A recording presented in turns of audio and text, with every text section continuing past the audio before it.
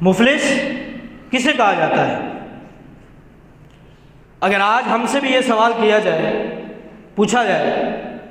کہ مفلس کسے کہتے ہیں، تو ہم کیا کہیں گے؟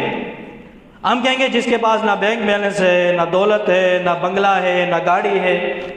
کچھ نہیں ہے، اسے مفلس کہا جاتا ہے۔ تو اللہ کے نبی علیہ وسلم، صحابہ کرام رضوان اللہ علیہم اجمعین نے بھی یہی جواب دیا کہ جس کے پاس مال و دولت نہ ہو، مفلس تو اسے کہا جاتا ہے۔ اللہ کے نبی علیہ وسلم نے فرمایا میں دنیا کے مفلس کی بات نہیں کر رہا، میں آخرت کے مفلس کی بات کر رہا ہوں کہ آخرت میں مفلس کون شخص ہوگا۔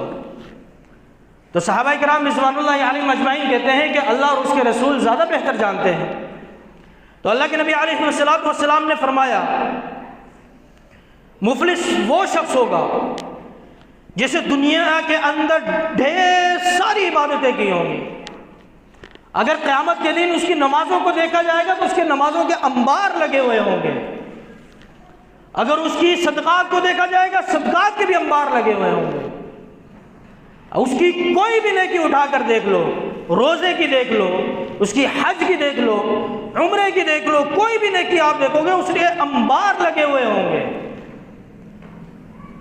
تو پھر اللہ کے نبی علیہ السلام نے فرمایا اس کے اندر ایک بیماری ہوگی جو دنیا کے اندر وہ کر کے گیا ہوگا،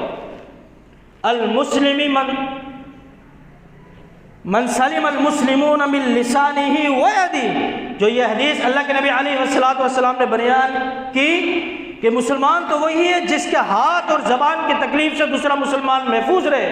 مگر وہ دنیا کے اندر اس چیز کو فالو نہیں کرتا ہوگا، اس کی زبان سے اس کے پڑوسی محفوظ نہیں ہوں گے، اس کے ہاتھ سے اس کے رشتہ دار محفوظ نہیں ہوں گے، لوگوں کے ساتھ دھوکہ دہی کرتا ہوگا، نمازیں تو بہت پڑھتا ہوگا مگر بےایمانی کے اندر نمبر 1 ہوگا، کاروبار کے اندر سب سے پہلے بےایمانی کرنے والا ہوگا، نمازیں تو بہت پڑھتا ہوگا مگر زبان کا اچھا نہیں ہوگا، گفتگو کرتا ہوگا تو بے حیائی والی گفتگو کرتا ہوگا، روزے رکھتا ہوگا، حج اور عبادات بھی کرتا ہوگا،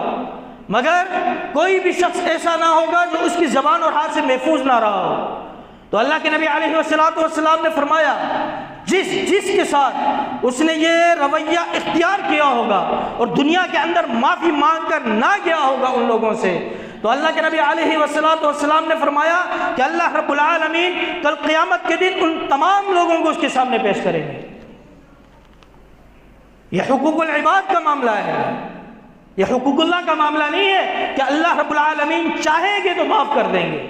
اللہ رب العالمین نے کہا کہ حقوق اللہ کا معاملہ ہوگا تو رب چاہے گا تو معاف کر دے گا، رب چاہے گا تو اس پر سزا دے گا، مگر حقوق العباد کے اندر تمہیں دنیا کے اندر حقوق پورے کر کر آنے ہوں گے، ورنہ تمہیں آخرت کے اندر اس کا بدلہ دیا جائے گا۔ تو یہ دنیا میں جو اس نے کیا لوگوں کے ساتھ، تو اللہ کے نبی علیہ السلام کہتے ہیں کہ اللہ رب العالمین تمام لوگوں کو اس کے سامنے پیش کرے گا۔ تو اب آخرت کے اندر مال دولت تو ہوگا نہیں کہ چلو پیسے دے دو